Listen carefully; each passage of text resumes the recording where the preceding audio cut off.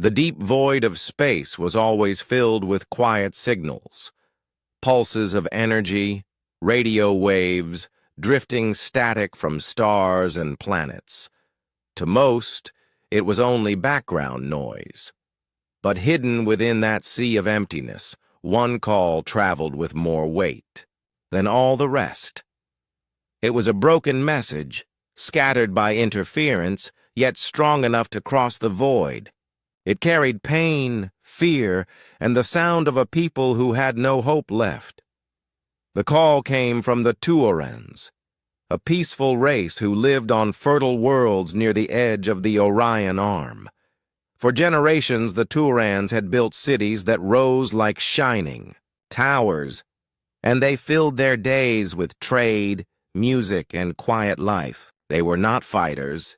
They never built fleets of warships. Their leaders believed peace could last forever.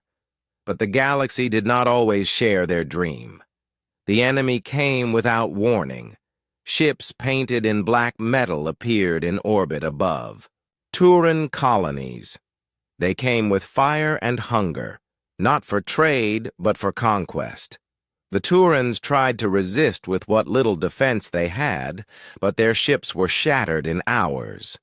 Cities burned from above, and survivors fled into ruins. In their desperation, one beacon was activated. It was not designed for humans, not designed for anyone in particular. It was a desperate cry that said only one thing: help us. For weeks, the signal drifted across the stars. It should have faded, but instead it struck Earth's deep space listening network. On the night shift of a quiet observatory, a young operator named Aaron leaned back in his chair. He was used to long hours, of silence, only broken by the hum of machinery. But that night, something changed. The screen blinked, and an unusual pattern appeared. At first, Aaron thought it was just random interference. Then the noise repeated. He leaned closer. The signal was faint, scattered, and broken, but it carried structure. Someone, somewhere, was sending it with purpose. He called for his supervisor. Soon, the small control room filled with tired but curious staff. The engineers filtered the sound, cleaned the static, and after hours of work, a voice began to emerge. None of them knew the language. It was alien, filled with tones and clicks they had never heard before. But they understood the emotion behind it: fear, desperation, and one word repeated so many times that even without translation its meaning was clear: help. News of the discovery spread quickly. Within hours, the recording was sent to Earth's Space Command. Scientists confirmed it was no natural signal. The translation teams worked day and night, feeding the words into advanced learning systems. Bit by bit, the meaning took form. It was an SOS from a species called the Turans. They had been attacked by an enemy force. Their colonies were being destroyed. They had no allies. Their beacon was the last chance. In the Great Hall of the United Earth Council, leaders from across the planet gathered. Soldiers, scientists, diplomats, and ordinary citizens waited for the decision. The message was played again, this time echoing across the chamber. The alien voice was faint and trembling. Even without understanding the full language, every listener felt the weight. Somewhere far away, a people were crying out in the dark. The debate began. Some council members spoke with caution. Why should humans risk their lives for strangers they had never seen? They argued that Earth had only just begun to explore beyond its own star. Sending fleets into danger might invite disaster. But others stood up with strong voices. They spoke of history, of the times when humanity itself had been on the edge of ruin, only to rise again by unity and courage. They reminded the Council that Earth was no gentle world. It was a death world, where survival had shaped humans into fighters, builders, and survivors like no other. If the Turans were innocent, if they were under attack, then how could humanity remain silent? To ignore them would be to betray everything. Humans had learned in their long struggle, and so the voices grew louder until a choice was made. The United Earth Council would not remain quiet. They would answer. Outside the chambers, crowds gathered. When the announcement was made, people erupted in both worry and pride. Ships would be sent. Supplies would be prepared. Soldiers volunteered in numbers so great that the fleets had to turn many away. They were not going for conquest. They were going to stand between the weak and the cruel. In the silent spaceports, massive carriers prepared for launch. Engineers worked through nights to ready the engines. Medical teams loaded crates of supplies. Families said their goodbyes with quiet fear, but also with hope. The call from the Turans had not fallen on deaf ears. Deathworlders had heard it. And once they moved, the galaxy would never be the same. For in the endless dark, where many believed, only the strongest empires ruled. Something new was about to rise. Humanity, forged by storms and struggle, was ready to answer the alien SOS. And the enemies who had thought the Turans weak would soon learn that a single desperate cry could awaken giants. The news of the alien SOS spread across Earth faster than anyone expected. In schools, workplaces, and homes, people whispered about it. An unknown race far away had begged for help. For many, the idea felt like something out of dreams. Yet, it was real. Screens replayed the broken voice of the Turans, their words trembling, their fear clear. Humanity stood at a turning point. Inside the great chamber of the United Earth Council, the leaders gathered again. It was a hall built of steel and glass, standing high above the capital city. From its wide windows, one could see the launch pads where fleets often rested. But today, all eyes were fixed on the long table in the center, where the most important decision of the age was about to be made.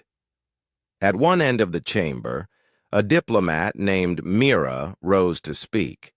She was calm, her voice steady, but her words carried weight. She argued that Earth should be careful.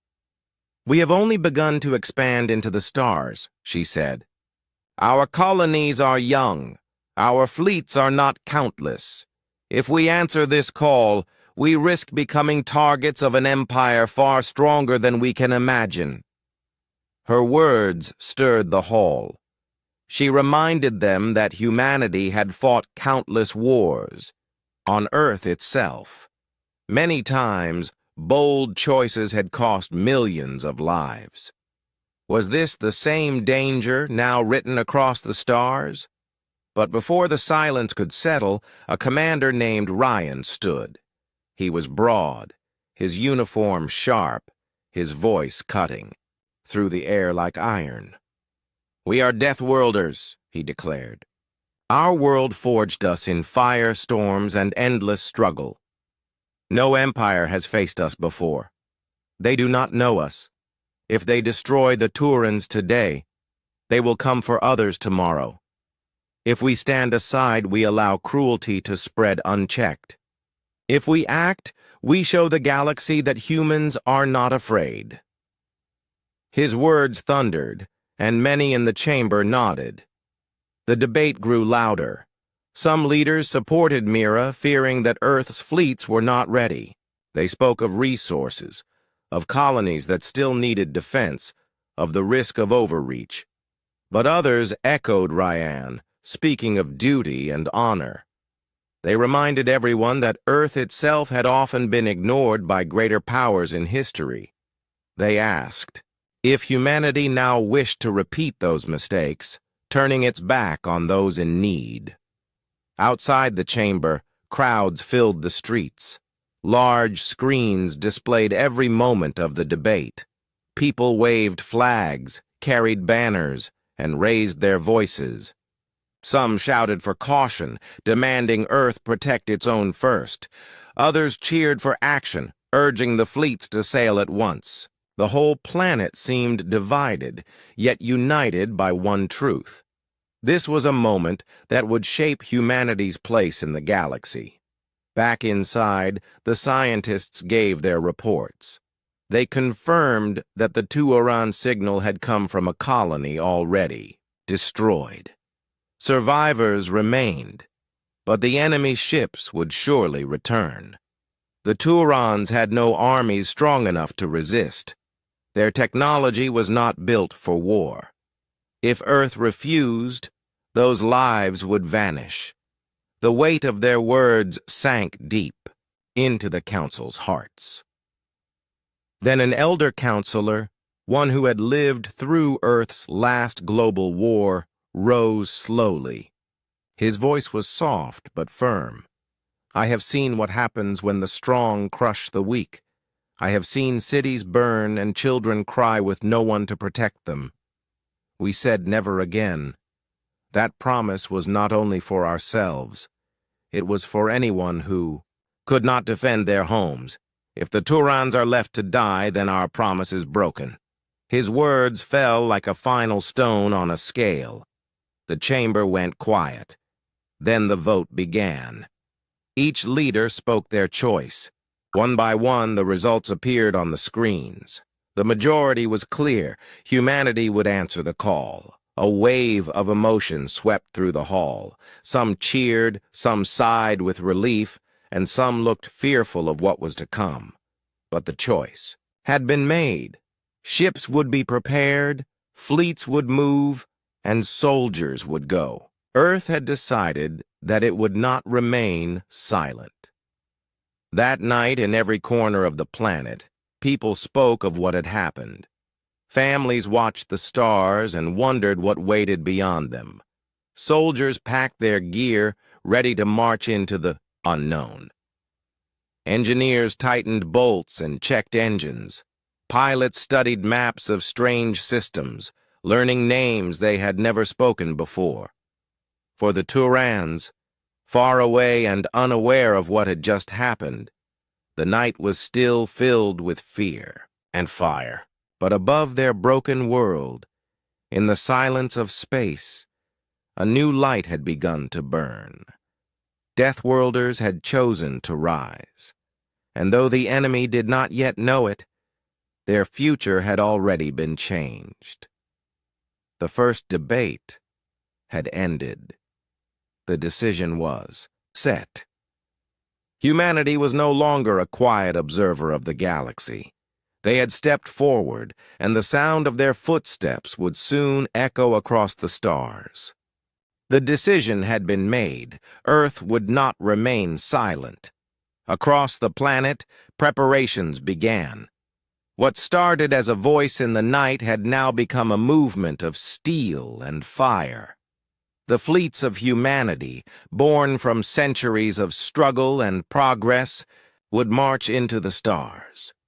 In the great shipyards of orbit, massive carriers hung like giants. Their hulls reflected the glow of Earth below, and their engines hummed with restrained power.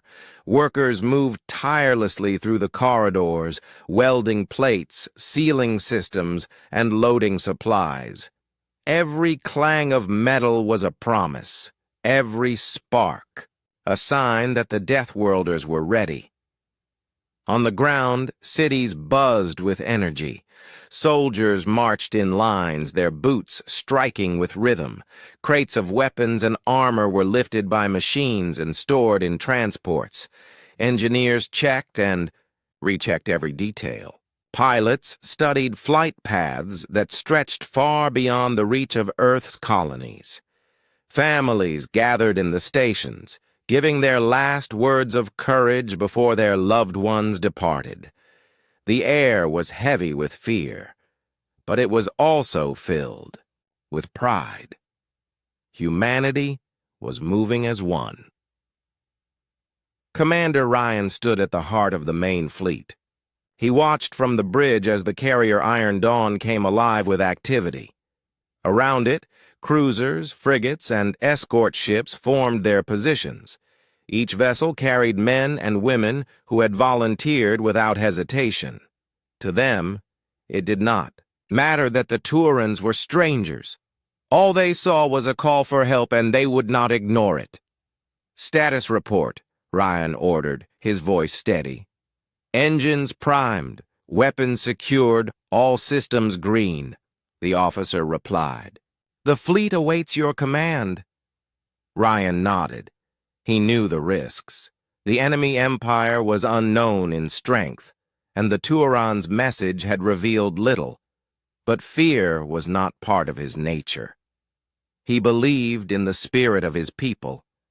They were Deathworlders, born from a planet that had tested them with storms, hunger, and endless conflict. The galaxy did not yet understand what that meant, but soon it would. As the fleet prepared, the people of Earth watched the skies. Screens lit up in every city as the moment came. When the first engines roared, the night above Earth turned bright, with trails of fire. Families cheered. Children raised their hands toward the stars, and even those who had doubted stood in awe. The March of Iron had begun. The journey was long. Days turned into weeks as the fleet crossed the void. The coordinates from the Turan beacon guided their path. The crew filled the time with training, checking gear, and quiet talks about what awaited them. Some spoke of fear, wondering how powerful the enemy might be. Others spoke of duty, reminding each other why they had come. In the quiet hours of travel, many thought about the Turans themselves. What kind of people were they? What lives had they lost? What songs did they sing before war reached them? Though no one had seen their faces, the crew carried an image of them in their hearts, innocent lives waiting in the dark, hoping someone would arrive. In the center of the fleet, the great medical ship Solace carried doctors, nurses, and aid workers. Unlike the warships, its decks were filled with supplies for survival: medicine, food, shelter modules. For humanity, this was not just a march of weapons, but also a march of mercy. Wherever the enemy had brought ruin, the Deathworlders would bring healing, but not all was calm. Midway through the journey, the fleet detected a strange signal. It was faint, moving fast across their path. Many feared it might be an enemy scout. Ryan gave the order to track it. Fighters moved out, scanning the darkness. For tense hours, the fleet braced for contact, but the signal passed without confrontation, vanishing into the void. It was a reminder that the galaxy was not empty. Others were watching, and word of the Deathworlders' march might already be spreading. At last, the fleet neared the Turan system. From a distance, the broken colony came into view. Sensors picked up the scars of battle, shattered stations, drifting wrecks, and the faint remains of once-living cities. The sight silenced the fleet. Every soldier stared at the screens, anger rising in their hearts. These ruins told a story clearer than any message. The Turans had been slaughtered, their homes turned to ash. "Prepare landing teams," Ryan ordered, his jaw tight. "We go down." Dropships broke away from the carriers, cutting through the atmosphere of the ruined colony. Smoke still rose from the shattered ground, though many days had passed since the attack. The cities were silent, their towers broken, their streets filled with rubble. Yet even in this wasteland, life remained. In the ruins of a collapsed shelter, movement stirred. A small group of Turans emerged, weak and afraid. Their bodies were thin, their skin pale from hunger. When they saw the human ships landing, they froze, expecting the end. But instead of fire, the humans brought food and water. Medics rushed forward, kneeling beside the survivors, speaking in gentle tones even if the words could not yet be understood. For the first time in days, the Turans tasted water and bread. For the first time, they felt hands not meant to harm. Their wide eyes filled with disbelief. These strangers had not come to conquer. They had come to protect. Above the ruins, the fleet remained in orbit. The March of Iron was not yet finished. The enemy had struck once, and they would strike again. But now the Turans were no longer alone. Deathworlders had arrived, and the stars themselves seemed to hold their breath for what would come next. The Turan colony was silent, yet the silence carried the weight of screams that had already faded. When the human fleet landed, they saw the truth with their own eyes. Towers once shining with light were torn open.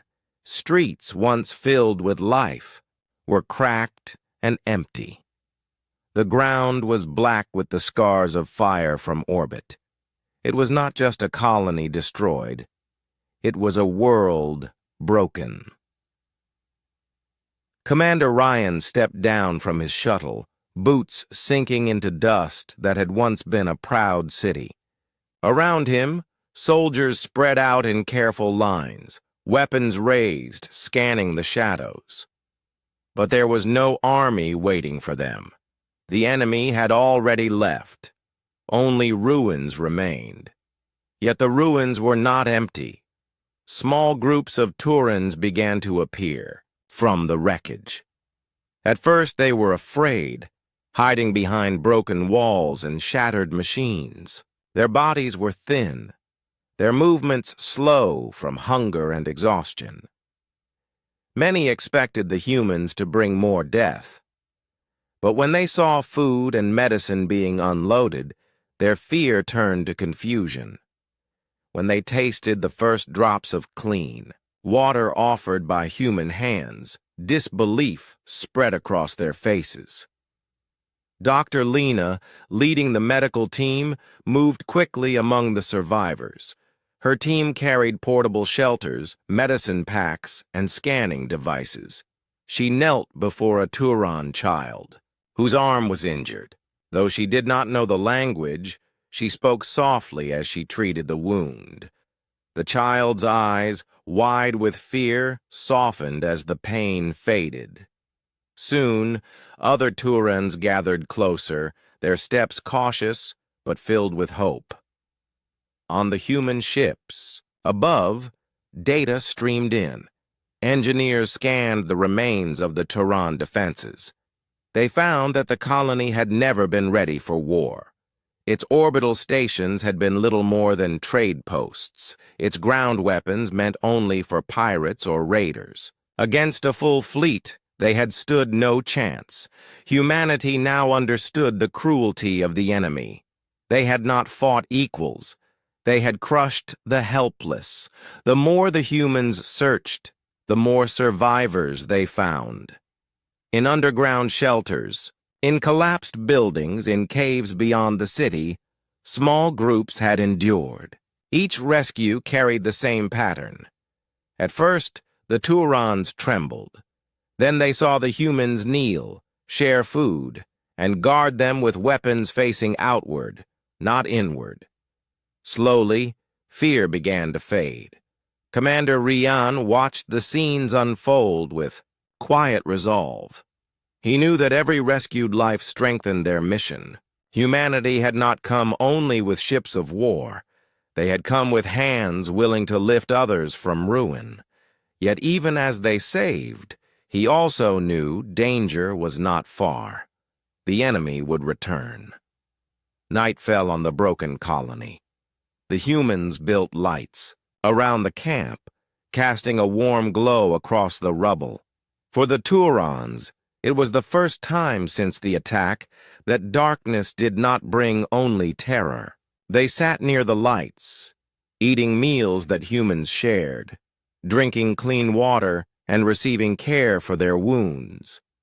Though they could not yet speak the same words, they began to understand something greater. These strangers had not come to rule or demand. They had come to stand beside them. In the command tent, Ryan gathered his officers. Maps of the system glowed on the table. "The enemy will not leave this place untended," he said. "They will come back to finish what they started. We must be ready." His officers agreed. Patrols were set, scanners tuned to the edge of the system. The fleet above prepared for combat, weapons armed, engines ready to move. Meanwhile, communication teams worked on learning the Turan language. With every phrase translated, the connection grew stronger. The survivors began to share what had happened. They spoke of black ships that came without warning, of fire that rained from the sky, of families scattered in chaos. They named the enemy as the Drakon, a ruthless power that spread fear across nearby systems.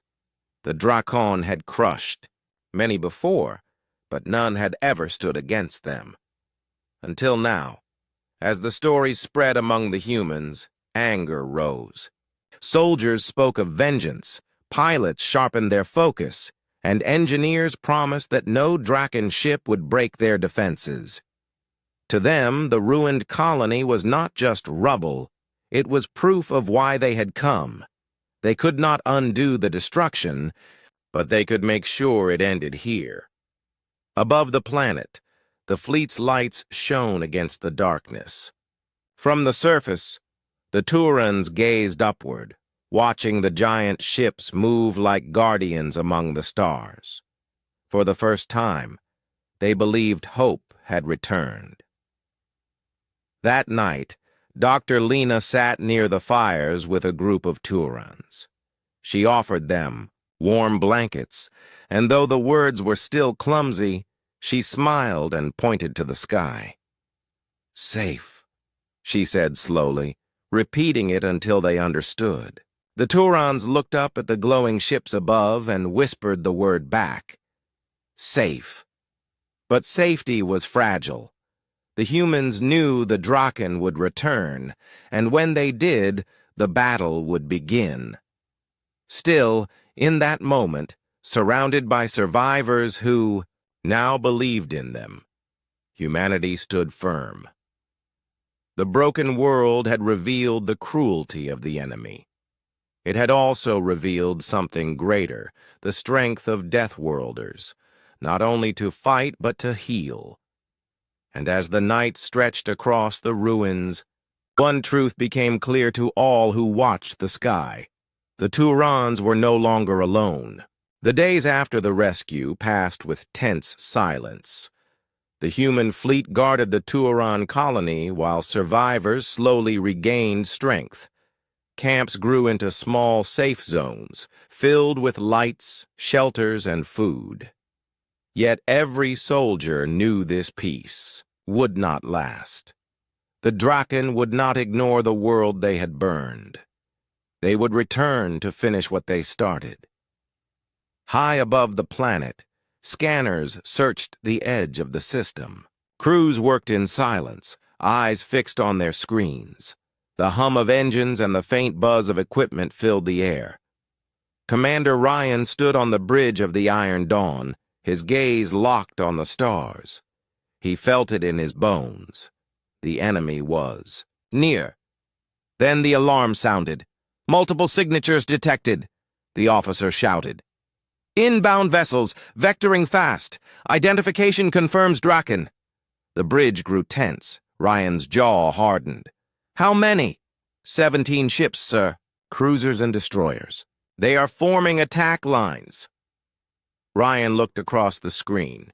His fleet was smaller in number, but numbers had never frightened Deathworlders. He raised his voice with calm command. "Signal the fleet! Battle stations! All units prepare to engage!" The order spread like fire. Across the human ships, crews strapped in, weapons powered up, and shields came alive. Fighters launched from bays, streaking into the void with trails of light. On the surface, soldiers tightened their defenses around the Tuoran survivors. The Draken had come, but they would not find an easy victory. The black ships of the Draken broke into the system like shadows with claws. Their weapons glowed as they locked onto human vessels. Without hesitation, the first barrage was fired. Beams of destructive energy cut through the void, striking against human shields. The Iron Dawn shook, alarms flashing red, but the ship held firm. "Return fire!" Rian ordered. Human guns roared in answer. Cannons lit the darkness with fire, missiles streaked across space, and torpedoes struck Draken hulls with brutal force. The first enemy destroyer burst apart, scattering metal into the void. The Draken were stunned. They had crushed weaker foes before, races who begged for mercy. But the humans did not beg. They fought with fury, with tactics that risked everything for victory. Where other species pulled back, humans pressed forward. Where others calculated safe retreats, humans turned damaged ships into weapons, ramming if needed, striking even when wounded. In the chaos of the battle, the Solace Medical ship stayed back, shielded by escorts. Its crew worked to protect the survivors below. Every human ship fought not just for itself, but for those who could not fight at all. Enemy cruisers surged forward, trying to overwhelm with numbers, but human fighters darted between them, striking. Engines and weak points. Frigates maneuvered in close, unloading volleys of fire at near point-blank range. The Draken, unused to opponents who attacked with such reckless courage, faltered. On the surface, the ground trembled as fragments of the battle rained down. The Turans watched in awe as streaks of fire lit the sky. They had thought their world doomed, but now they saw strangers from a death world stand against the enemy with unshaken resolve. Commander Ryan stood firm on the bridge. "Push the line. Do not let them near the surface." The fleet answered. 2 human destroyers, heavily damaged, deliberately moved into the path of a larger Draken cruiser. Their sacrifice blocked the advance, buying time for the rest to strike. Moments later, a storm of missiles tore the cruiser apart. The loss of ships was painful, but the humans accepted it with grim resolve. Every life given was a shield for many more. Hours passed, the battle raging across the void. The Draken fleet, once confident, began to break. One by one, their ships fell, consumed by fire and steel. At last, the surviving vessels retreated, vanishing into the dark. Humanity had held. The first clash was over. The human fleet, scarred but unbroken, remained above the broken world. Cheers echoed through the decks, though voices were heavy with the memory of lost comrades. On the surface, when the news spread, the Turans wept openly. They had seen what no one in the galaxy believed possible. The Draken had been stopped. Teti. Night in the campfires built among the ruins, Turans gathered with humans. No translation was needed. Every glance, every hand raised in thanks, carried meaning. The Deathworlders had come not just to fight, but to stand. Commander Ryan walked among the survivors, his uniform scorched, his face weary but resolute. He looked to the stars where the enemy had fled. He knew this was only the beginning. The Draken would return with greater force. But humanity had sent its message in fire and steel. The first clash had shown the galaxy something new. Against Deathworlders, even the most feared empire could bleed. And in that truth, hope was born not just for the Turans, but for all who watched from the shadows of the stars. The first clash had changed everything. Across the galaxy, whispers began to spread about the humans who had come to save a broken world. The Draken, once feared without question, had been challenged, and they had retreated. In the Turan system, survivors looked to the sky with newfound hope. Above them, human ships remained in orbit, engines glowing softly, ready to strike again if needed. Commander Ryan stood on the bridge of the Iron Dawn, surveying the calm after battle. He knew the Draken would not remain quiet for long. They had tasted defeat, and pride and fury would drive them back. But he also knew the first victory had already shifted the balance. Other species had seen what humans were capable of, and fear now followed the Deathworlders wherever they moved. "Sir, scouts report distant movements," an officer said. Several ships, unknown origin, approaching the system slowly. Ryan's eyes narrowed. "Prepare intercept teams. Let's see who comes to watch." Moments later, the scouts returned. They had intercepted small fleets from neighboring systems.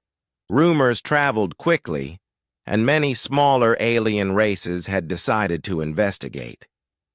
They had heard tales of humans who had not only survived against overwhelming odds, but had defeated a feared empire. The galaxy's perception of Earth was changing, faster than any diplomat could have hoped. Meanwhile, the Turans were learning more about their saviors. Soldiers spoke with them slowly, teaching simple words, explaining the humans' intentions. Survivors began to understand that the Deathworlders had come not for conquest or control, but to protect. For the first time in weeks, the Turans smiled. They played quietly among the ruins, helped by human engineers who rebuilt shelters and restored basic systems. Life returned slowly to the broken world. On the surface, Commander Ryan walked among the troops. Soldiers repaired fortifications, while scouts patrolled the outskirts of the camp. Despite the relative calm, tension remained high. Every human knew the Draken would return, stronger and angrier. Yet within that knowledge was also confidence. They had faced impossible odds before, and they would do so again. In the command tent, strategists worked with engineers and pilots. Maps of nearby systems glowed on holographic screens. Every route, every possible Draken move was analyzed. But unlike other species, the humans did not wait for perfection. They prepared to strike when the time was right, using both cunning and courage to outmaneuver the enemy. The days passed, and word reached nearby colonies and systems. Rumors of the Deathworlders' courage spread like wildfire. Merchants whispered, scientists shared data, and explorers watched with fascination. Humans had changed the way the galaxy measured strength. Before, power had meant fleets and firepower. Now, spirit and determination had shown they mattered just as much. At night, the Turans gathered around the fires humans had built. Dr. Lena distributed blankets and food while teaching basic human words. The children laughed quietly, pointing to the stars where the fleet hovered above. For the first time, they felt safe. And though the future remained uncertain, hope began to bloom like fragile flowers in the ruins. On the fleet, Ryan met with his officers. "The Draken will return," he said. "We cannot wait for them to strike first. We will show them that the Turans are protected, and that Earth does not send weakness into the stars. Pilots trained, testing maneuvers and practicing coordinated strikes. Engineers upgraded weapons and shields. Every crew member understood the importance of the coming storm. The first clash had been a warning. The rising storm would be a lesson. As days turned into weeks, more Tuarans joined the efforts. They shared knowledge of the system, weak points, in the orbital defenses and areas where the enemy might approach. With human guidance, even survivors became part of the defense. Together, they built traps and hidden turrets, ensuring that the enemy would never find the colony so easy to attack again.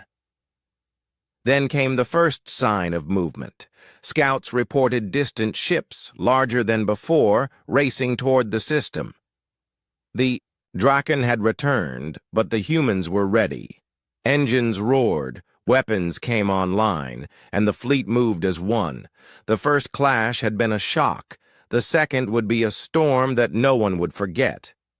Above the ruins of the colony, the Tuarans looked up at the glowing fleet. They whispered words of thanks to humans who had never asked for reward or tribute. Every light in the sky represented strength, courage, and a promise kept.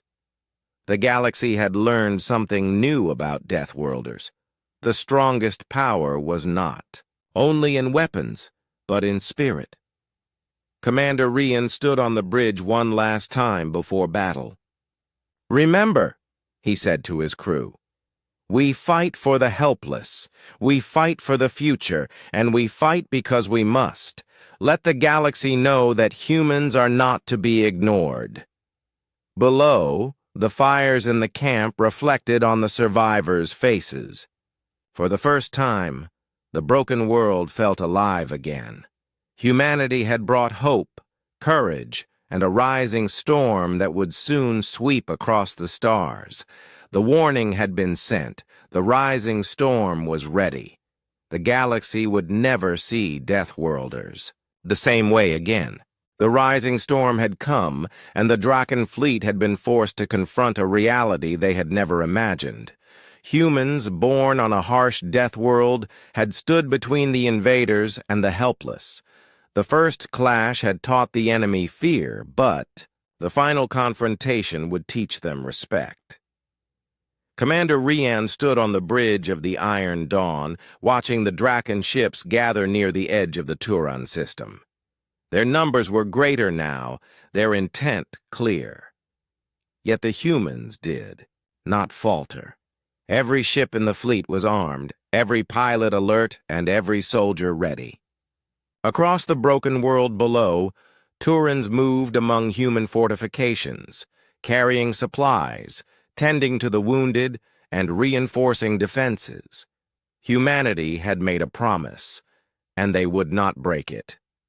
"Enemy fleet approaching," the officer reported. "They are faster than before, and scanning for weaknesses." Ryan's eyes narrowed. "Form battle lines. Use the patrol drones to mask our movements. Keep the survivors safe. We do not fight for glory, we fight for life." The fleet moved with precision. Fighters streaked into position, escorting slower ships. Heavy cannons lined up to intercept any attack, while smaller frigates flanked the enemy, ready to strike at openings. Engineers monitored shields and weapons, recalibrating them in real time. Every system was primed, every strategy planned, yet all understood that the outcome would not be decided by plans alone. It would be decided by courage. On the surface, the Turans watched with awe as streaks of fire lit the sky. They had seen humans battle once, but now they saw the unity of a species forged in survival. Every ship, every soldier, every pilot moved as if their hearts beat in unison. Children and elders alike whispered words they had learned from humans: hope, courage, safe. The Draken opened the engagement with a volley of fire, beams cutting through space toward the human lines. Shields flared against impact, sparks dancing across energy fields. The first exchange was violent, but the Deathworlders held. Human fighters wove between enemy ships, striking at engines and weapon arrays. Torpedoes erupted from hidden positions. Finding the weak points, the Draken thought secure. Commander Rian observed the battle with steady eyes. "Push forward," he ordered. "Every ship must be a shield for the survivors below. Protect them at all costs." The Draken, surprised by the human strategy, faltered. They had expected fear, surrender, or retreat. Instead, they found soldiers willing to risk everything for others, pilots who struck where others hesitated, and ships that moved as one unstoppable force.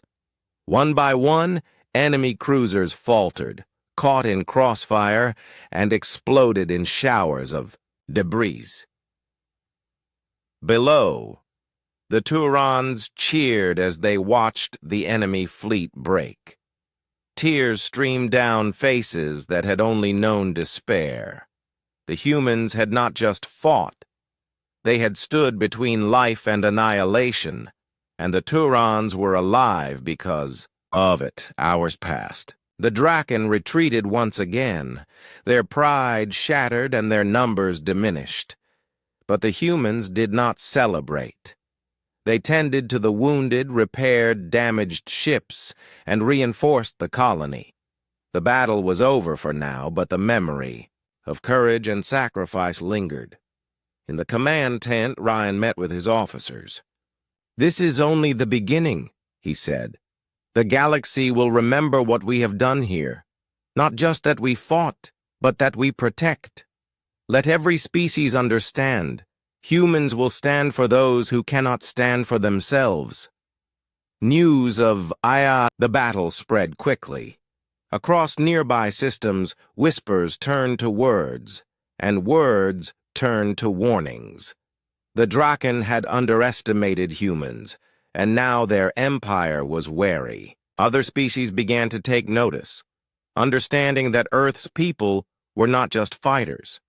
They were Deathworlders, who could turn desperation into power. On the broken world, the Turans rebuilt with human guidance. Shelters rose, water. Systems were restored, and small farms began to grow again.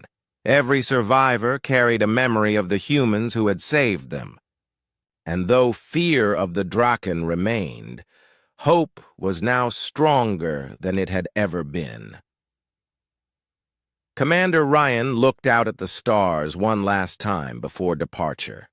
The fleet had completed its mission. They had answered the SOS, protected the innocent, and left a message across the galaxy.